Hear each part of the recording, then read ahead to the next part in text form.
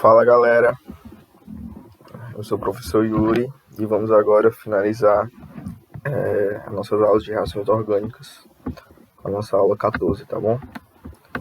Vai ser uma aula curtinha, tá? Vamos lá, rapidinho. Não quero tomar o tempo de vocês, né? Falta uma semana e vai dar certo. Bora lá, tá faltando as reações orgânicas de oxidação e redução, né? Primeira delas aqui, reações de oxidação em álcoois, que é importante, que nada mais é do que, primeiro, eu tenho meu álcool primário, vou oxidar e vai formar, lembrando que esse colchetezinho com a palavra O significa uma reação de oxidação, tá? Então o álcool primário vai virar um aldeído, e se oxidar novamente o aldeído, vai virar um ácido carboxílico, tá? Temos aqui o nosso exemplo do etanol virando um aldeído, que é o etanal, e se oxidar novamente vai virar um ácido carboxílico, que no caso é o ácido etanóico. Tem outra forma, agora se for um álcool secundário, eu só consigo oxidar ele uma vez e vai virar uma acetona, tá? Temos aqui o exemplo do propanol virando propanol. Só consigo oxidar uma vez. Esse composto aqui intermediário, dois álcools aqui, se eu tenho dois álcools perto, juntos um do outro, é um composto instável. Então, não é que vai virar essa substância, é só um intermediário, vai virar uma acetona. E se eu tiver um álcool terciário, eu não consigo oxidar, tá bom? Então, aprender que se for um álcool primário, vai ser álcool primário, aldeído e ácido carboxílico. E se for álcool secundário, eu só consigo oxidar e cetona, uma única vez. Reação de oxidação em alcenos, eu tenho duas, tem oxidação branda e oxidação enérgica. Na oxidação branda, eu botei aqui o exemplo, né? A minha ligação dupla não vai ser toda quebrada, vai ser apenas a ligação π, né? Lembrando que a ligação dupla é formada por uma ligação π e uma ligação sigma, né? No caso da branda, eu só quebro uma delas, que é a π. Aí vai formar isso aqui. Forma dois álcools. Como eu falei anteriormente que dois álcools próximos ficam instáveis, né? Mas na oxidação branda, tudo certo. E a oxidação enérgica, que eu tenho a ruptura da dupla ligação. Eu quebro tanto a π quanto a ligação sigma, tá? Eu quebro ela toda. Ou seja, eu formo duas moléculas. No caso, nesse exemplo aqui, eu tenho 2 penteno, formando dois ácidos carboxílicos, né? No caso aqui, eu tenho essa quebra aqui mesmo na ligação dupla, e formo o ácido propanóico e o ácido acético, né? Se eu quebrar aqui, notem que eu tenho 3 carbonos para o lado esquerdo, por isso que é o ácido propanóico, e 2 carbonos para o lado direito, por isso que é o ácido acético. Também é chamado de ácido etanóico, né? Que é o nosso vinagre. Aqui outro exemplo. No caso aqui não forma dois ácidos carboxílicos, forma uma acetona e um ácido carboxílico, tá? Por causa dessa ramificação aqui, né? Essa ramificação aqui, ela vai formar acetona. Então, só lembrando, na oxidação branda, minha ligação dupla não é toda quebrada, não é toda desfeita, e na enérgica é sim toda desfeita. Eu tenho que dar uma energia maior para que essa quebra aconteça. Ozonólise de alcenos. Nada mais é que a nossa reação orgânica que utiliza o ozônio, que é o O3, e eu produzo um aldeído e uma cetona ou uma cetona e peróxido de hidrogênio também como produto. Lembrando que não produz ácido carboxílico, tá? É uma característica da ozonólise. Aqui um exemplo, ozonólise 2-buteno, que vai formar, no caso aqui, o aldeído, né? C-O, e água oxigenada, que é H2O2, peróxido de hidrogênio. E no segundo exemplo aqui, mesma coisa. Vai formar, nesse caso, a acetona e o peróxido de hidrogênio, que é a água oxigenada. Isso é a ozonólise, tá? A reação com O3. E outras reações que envolvem oxirredução de compostos orgânicos. Combustão, que eu tenho pode ser completa e pode ser incompleta, né? No caso da completa, é quando o meu combustível, no caso, o exemplo que eu dei do metano, CH4, né? Reage com gás oxigênio, formando CO2 mais água. E aqui está feito o balanceamento, né? Na combustão incompleta, eu tenho meu combustível reagindo com o oxigênio, que também é chamado de comburente. E ao invés de formar CO2, vai formar CO, que é o monóxido de carbono, que ele é bem prejudicial, né, na nossa saúde. Se a gente inalar grandes quantidades de monóxido de carbono, a gente pode morrer, e nem sentir, inclusive. E eu tenho o carbono, que é o negro de fumo ou fuligem. Então, combustão completa forma CO2, combustão incompleta é como se na minha combustão completa o meu carbono fosse o máximo queimado possível. Porque, por exemplo, o NOx do CH4 aqui, do carbono, ele é menos 4. Do CO2, do carbono do CO2, ele é mais 4. É o máximo de variação possível de NOx que eu posso variar, né? E na incompleta, eu não obtive esse máximo. Então, vou formar ou CO ou somente o carbono, né? A fuligem. Lembrando do triângulo da combustão, que é um combustível, mas reagindo com o comburente, que é o nosso oxigênio, e eu tenho então um calor, alguma energia de ativação para acontecer a queima, né? Como se fosse a energia de ativação.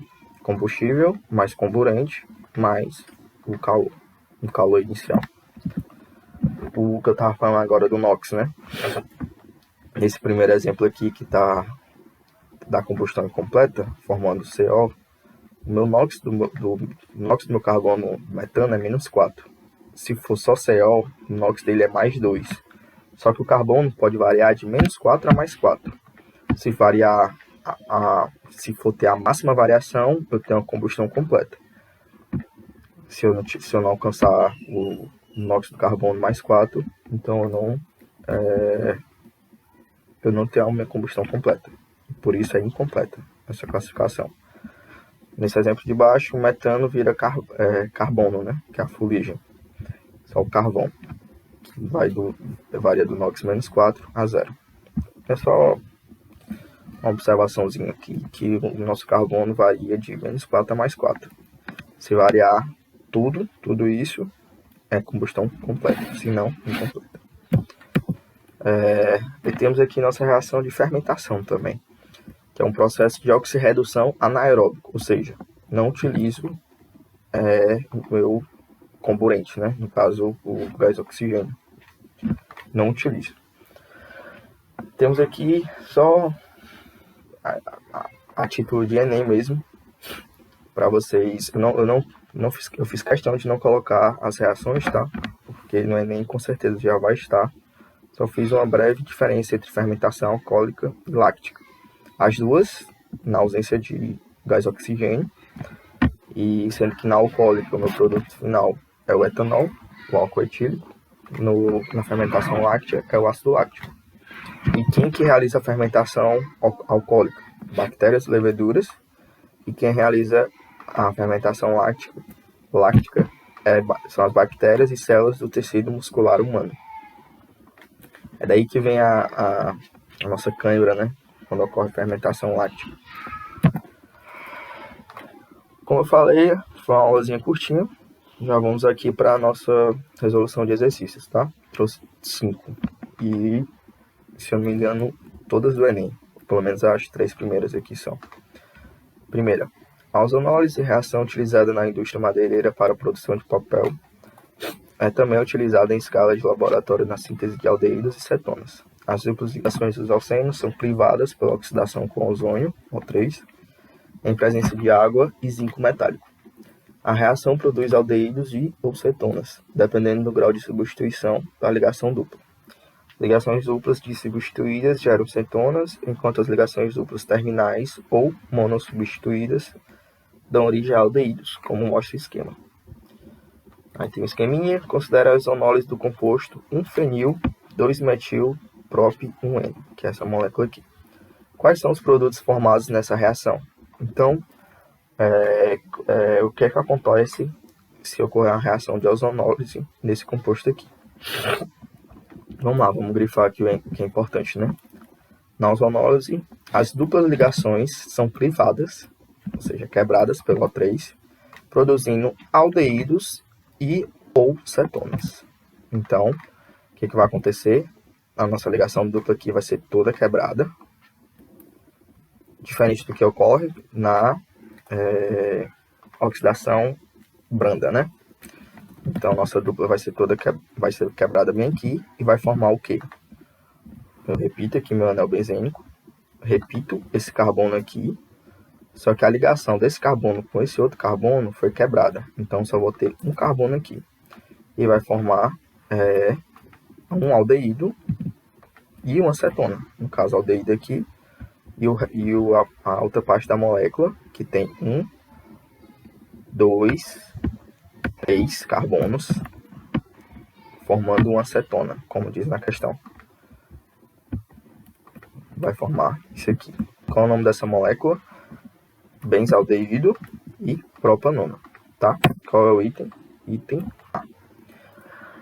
Se a gente não se atentar ao enunciado, basta a gente seguir o exemplo aqui que o Enem nos deu, né?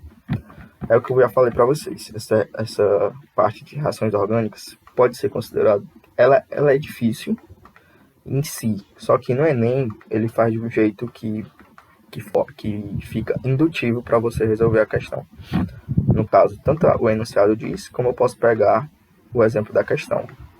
A dupla aqui foi quebrada, no caso foi quebrada aqui no finzinho, né? Formando um aldeído, 2 aldeídos nesse caso, né? Porque só tem um carbono aqui. Se eu tivesse mais 2, aí formaria uma cetona. Então, é bem indutivo, bem fácil. Item A, né? Segunda. Hidrocarbonetos podem ser obtidos em um laboratório por descarboxilação oxidativa anódica, processo conhecido como eletrossíntese de Kolbe. Essa reação é utilizada na síntese de hidrocarbonetos diversos, a partir de óleos vegetais, os quais podem ser empregados como fontes alternativas de energia, em substituição aos hidrocarbonetos fósseis. O esquema ilustrado ilustra simplificadamente esse processo. Como eu disse, a gente não precisa saber o que é a eletrossíntese de Kolbe, né? O enunciado já nos informa como é feita a reação e a gente segue o exemplo que a questão nos dá, né? Então é bem indutivo. Com base nesse processo, o hidrocarboneto produzido na eletrólise do ácido 3,3 de metilbutanoico é o... Boa. Essa questão aqui já é mais um pouco trabalhada, que a gente vai ter que botar a mão na massa, né, para fazer, mas como eu disse, basta seguir o exemplo. É uma forma indutiva de se fazer. A gente precisa pilhar, decorar todas as reações, principalmente porque não tem como decorar todos os catalisadores usados nas reações, né? É meio complicado. Então, sublinhando aqui, vai ocorrer uma descarboxilação, ou seja, como a gente até vê aqui, né? Carboxila, COOH, é retirado da molécula, né? Ficando só o alcano. Então, a gente vê que 2 moléculas vai formar dois CO2, né? O que a gente pode tirar também desse exemplo? Que minha carboxila, COOH, saiu, né? E qual vai ser meus reagentes? 3,3 de metilbutanoico. Então vamos desenhar essa molécula, né? 3,3 de metilbutanoico. Eu desenhei aqui, né? É assim. As ramificações dos 2 metílios vai estar no carbono 3. Opa, mas aqui não é o carbono 2. Só que a contagem dos carbonos começa na nossa função orgânica, né? No caso, essa função aqui é ácido carboxílico. Então esse é meu carbono 1, carbono 2, carbono 3. Eu tenho 2 metílios no meu carbono 3. Seguindo o exemplo, não são 2 moléculas. Então aqui também vão ser 2 moléculas. Então esse 3,3 de metilbutanoico vai reagir com outro 3,3 de metilbutanoico. No caso eu botei aqui ao contrário para facilitar o entendimento. E o que vai acontecer? vai acontecer a descarboxilação, ou seja, a minha carboxila, que é o C duplo O e o C e o OH, ela vai ser retirada, no caso das duas moléculas. É por isso que vai formar o 2CO2. Então, vai ocorrer a descarboxilação duas vezes, né?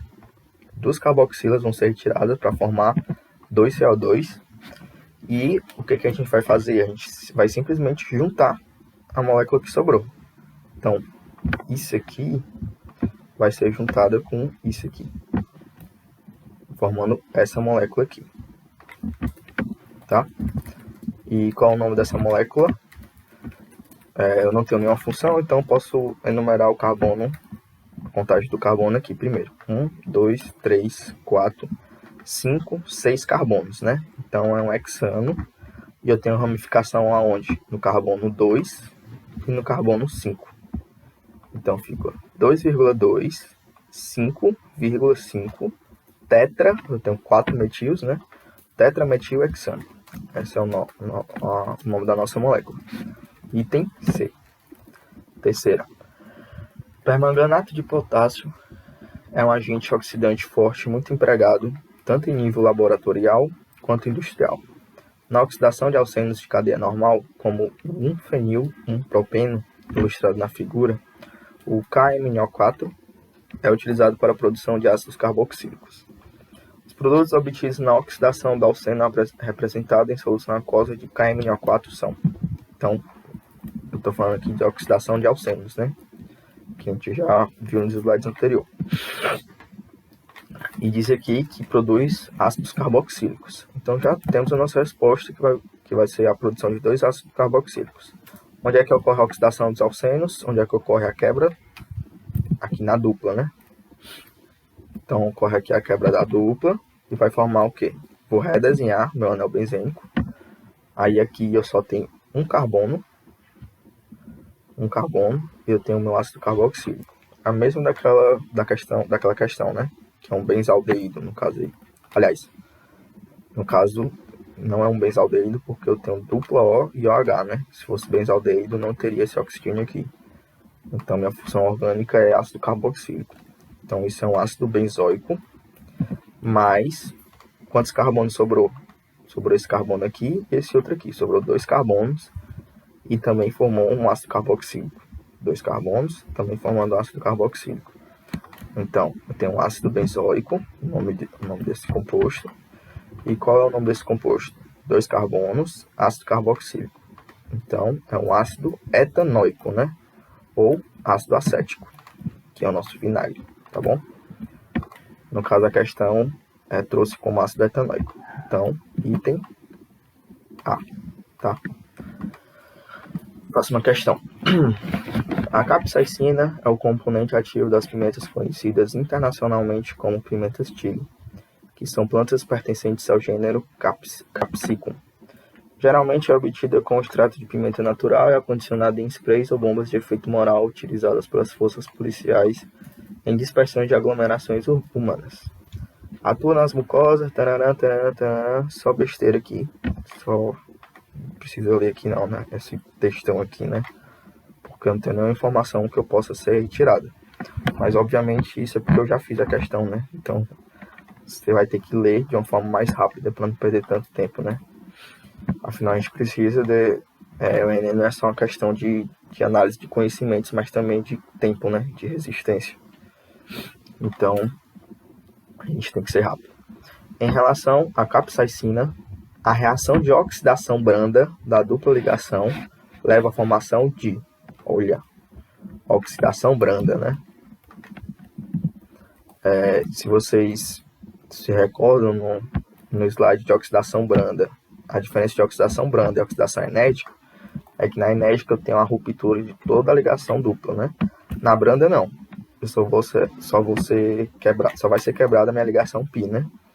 Mas ainda vai continuar a mesma molécula e vai formar 2 álcools, né? A dupla sai aqui, a dupla é quebrada bem aqui, no caso, bem aqui, e é formado 2 álcools. Se vocês não estão se lembrando, Vou voltar aqui o slide.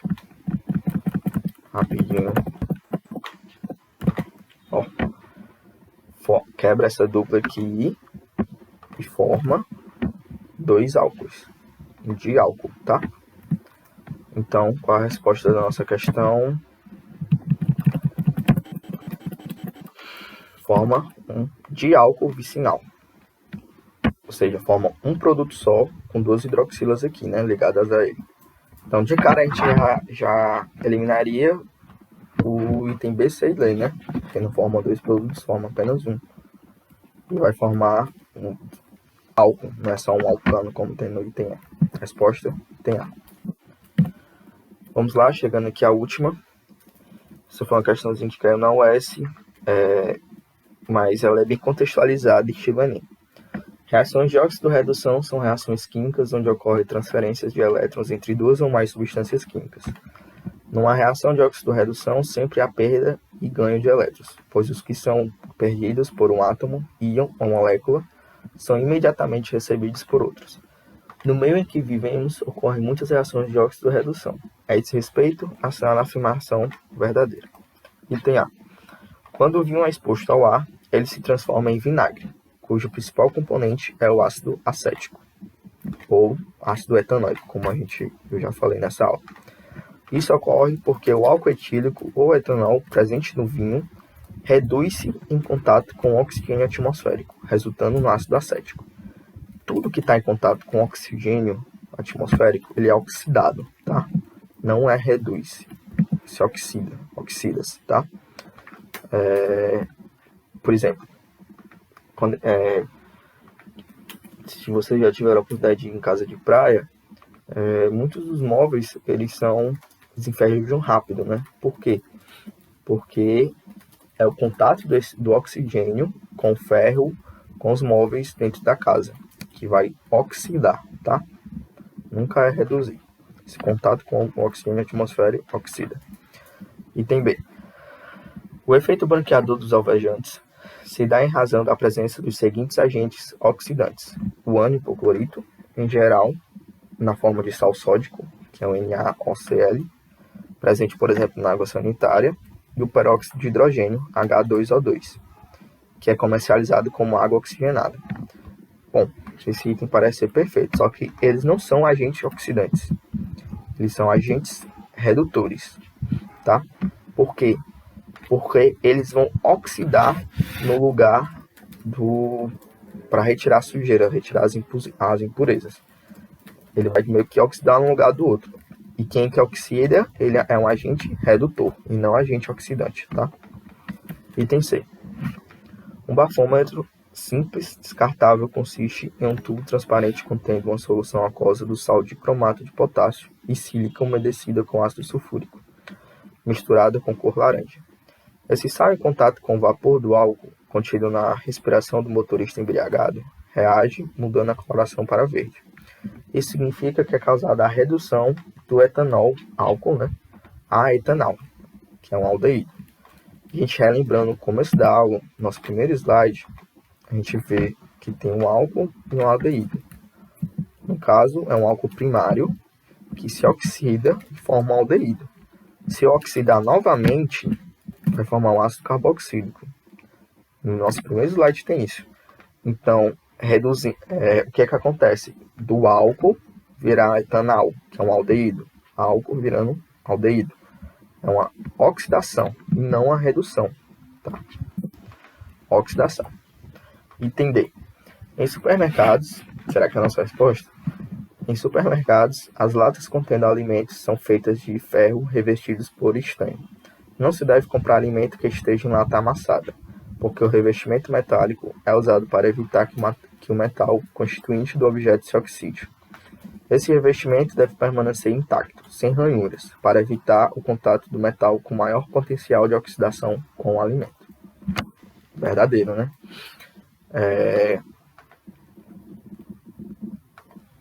A escolha do material de produção dessas latas, desses laticínios, dessas coisas, é feita de acordo com o potencial de oxidação de cada metal, tá? E no caso aqui, elas são feitas de ferro revestido por estanho. Por isso que a sua mãe também diz para você nunca comprar no supermercado alimentos que tem essas latas amassadas, porque pode ter entrado em contato com o alimento e pode ter estragado esse alimento, ter oxidado, tá? Então não comprem quando tiver com a lata amassada ou arranhada e tal. Enfim, essa é a nossa resposta, item D. E pronto, gente, com isso a gente encerra mais essa aulinha e fica faltando apenas mais uma aula para terminar todo o nosso conteúdo de Química 1, né? Química Orgânica, que é muito importante para o Enem. E caso vocês tenham alguma dúvida, podem entrar em contato comigo, tá bom? Muito obrigado.